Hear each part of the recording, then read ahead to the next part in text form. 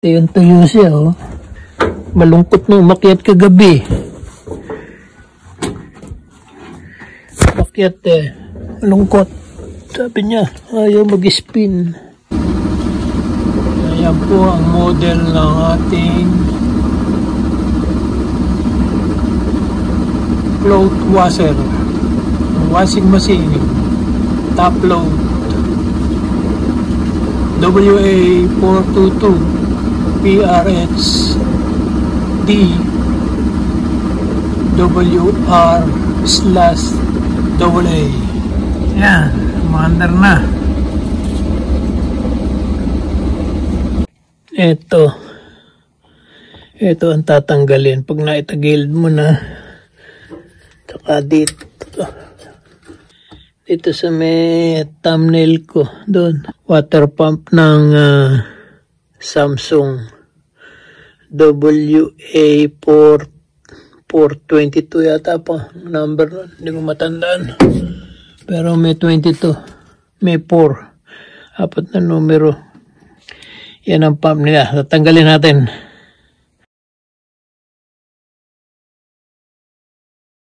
Hindi pwede ang screwdriver. Kailangan natin ng mahiwagang tools. Ayan, 10 mm. Inuna ko yung doon sa loob. Mahaba pala tornilyo. Ayan, o. Ito yung visible, yung makikita mo. Pwede na sigurong kamayin. Ayan, pwede lang kamayin. Ayan, mahaba, dalawa, parehas. Problema ko na lang nito yung kuryente. Yan. Okay na, ito na lang hose. 3 pala. Meron pa dito. Yan, o. Hindi ko nakita. 3 yung tornilyo. Ayan, o. 3 pala siya. Ayun yung isa. Tapos doon sa ilalim. Tapos din isa dito. Iyon, 3 siya. Nala ko. 2 lang, 3. May 5 screw tong pump. May 2 pa doon. Ayan. 2 pa tatanggalin ko. May 5 screw. 3.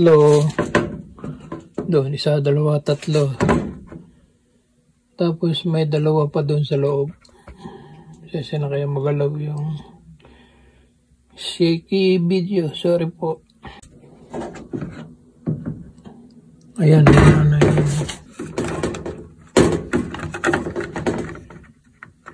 Ayan, wala na yung base. Ayan. Tanggal ko na yung mga tornilyo. Ito yung pump. Tingnan natin kung ano difference sa loob. Bitiwan ko muna yung camera.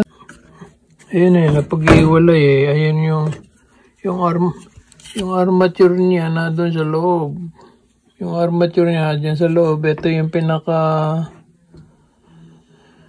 niya. Magnet para umikot.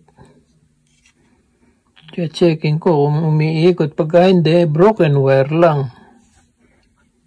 Easy fix. Kung broken wire lang.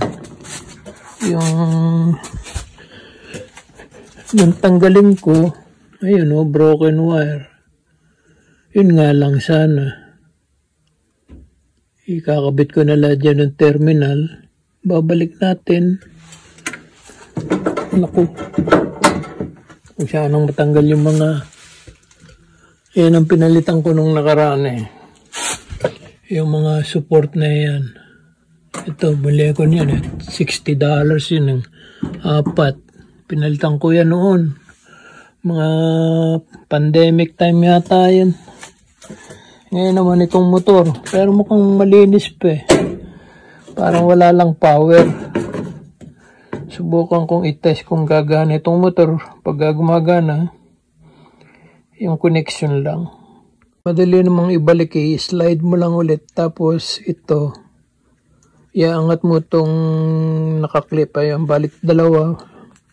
Dito. Yung clip na yun, aangatin mo itong kulay gray. yung kulay gray, aangatin mo para matanggal mo yung armature tsaka yung pump. Hindi naman kailangan tanggalin. Titingnan natin kung gagana yung motor. Ayan, maandar eh. Sinaksak natin ang 110. Maandar, loose connection lang. Ayan, in-splice na lang natin. Tapos kakabit natin dyan yung natanggal na connector.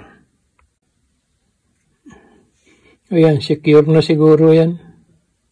Kakabit ko na yung pump. Ayan, na-assemble na natin. Pagbabalik na lang. Babalik natin. Tapos yung wiring. Yung wiring, ayan dyan.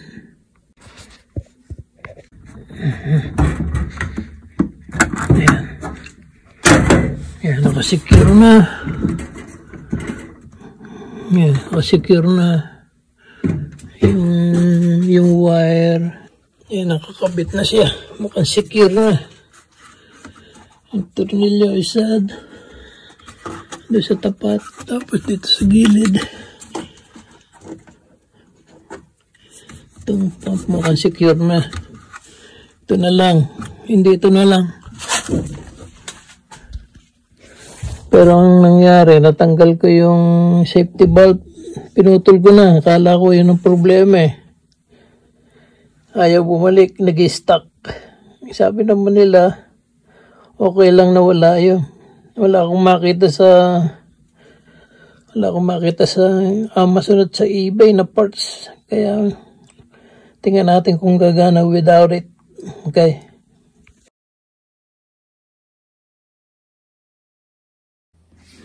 Yan, kakabit na natin to. Kabit na natin yung motor. Yung hose na lang. Saka ito. Yan, kabit na rin ito. Itong tornilyo na lang doon. Ilagay natin sa quick once. Ayan. May ikot na. Ayan, may tubig. Yan ang problema ko eh. Grease and spin. Yan ang problema ko. Ayan, gumagana na. Iniikot na yung kung sa loob. Titingnan natin kung mag-i-spin. Na-repair na natin yung problema sa connection. Una ginawa natin, tinanggal yung takip sa likod, apat na screw, tapos yung mga hose nilinis natin kasi ang unang problema kasi yung check-up valve na stuck. Then kinabit ulit natin, tanggal yung check valve. Pwede naman daw yun. Ngayon wala siyang check valve ngayon, pero gumagana na siya, may ikot na, pinabanlawan na siya. Tingnan natin kung totohanan yan. Tingnan natin kung mag-i-spin at matutuyo yung damit. Sa 21 minutes na. Magpupuno na ng tubig yan eh. Doon at mag-i-spin. Pinupuno na lang niya yung tubig. Nakahinto na. Pag ito yung minto at hindi nag-spin, palpak pa rin. Ayun, minto. Hindi umi-spin. Aba? Ayun, naririnig niyo yun. Umi-spin. Nagsisake siya yung agitator. May pag-asa yata. Yung ginawa natin, check natin yung pump. Walang diferensya. Ang nakita ko lang yung palagay ko nga yung wire. Kasi nung tanggalin ko yung ground wire, patid na doon sa connector eh. Tingnan natin, antayin pa natin 90 minutes. Ayan, 15 minutes nang inaalog-alog yung mga damit May tubig. Tingnan natin kung mag-i-spin. Ayan. 13 minutes to go. Naririnig nyo yun. Nagbabawas na siya ng tubig. Tingnan natin. 13. Tingnan natin kung hanggang gaano matapos. Ayan, tapos na. 12 minutes. Tingnan natin kung mag-i-spin. Ang inaantay natin. Ang mahal ng original na pump motor. May 100. Merong mura 65. Yan, may ikot na siya. Yun. Madilim kasi sa loob ng washing machine eh. Pero, yun. Sinisimot yung tubig. Tingnan natin kung mag-i-spin. Come on, baby! Yun, inubos. Inubos na yung tubig. Inubos.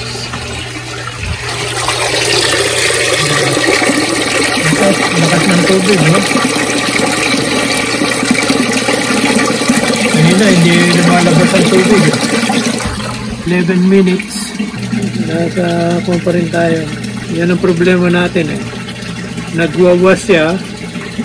Pagka dito na sa parte nito, ayaw na niya. Ngayon gumagana na. Pati yung kanyang digital light eh. Gumagana na. Ayun, dahil pa palang tubig. Kala ko simot na kanina.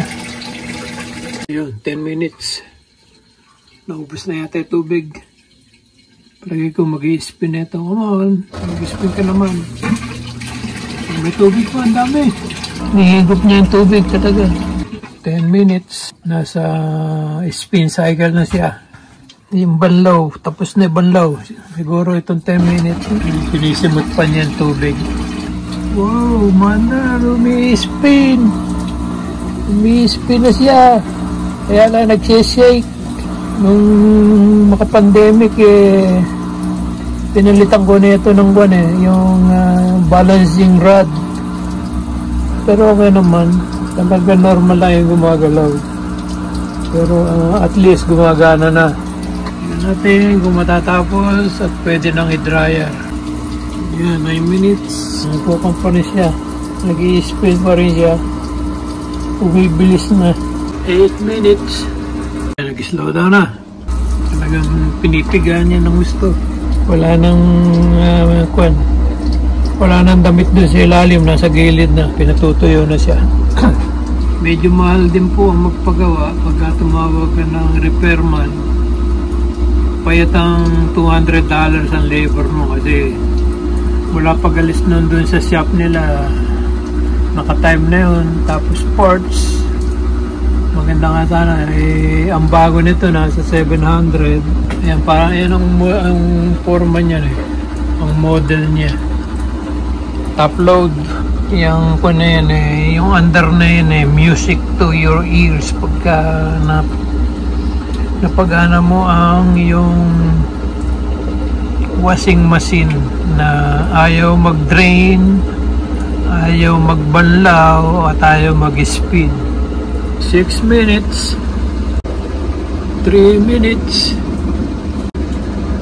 2 minutes. Thank you po sa panonood. Solusyonan natin ang ating problema sa ating washing machine. Kasi sa totoo lang, kung $300 lang gagasta kapag tumawag ka nang gagawa. Kaya yung 300 ay nasa minuto na. 1 minute. Yan namin ito na. Tapos na siya.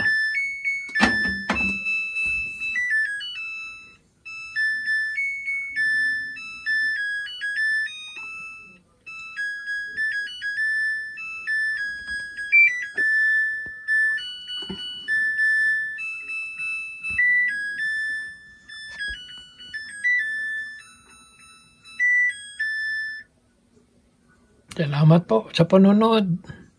Ibig sabihin nun, tapos na. Oh, mirit pa. Ayun, namatay na.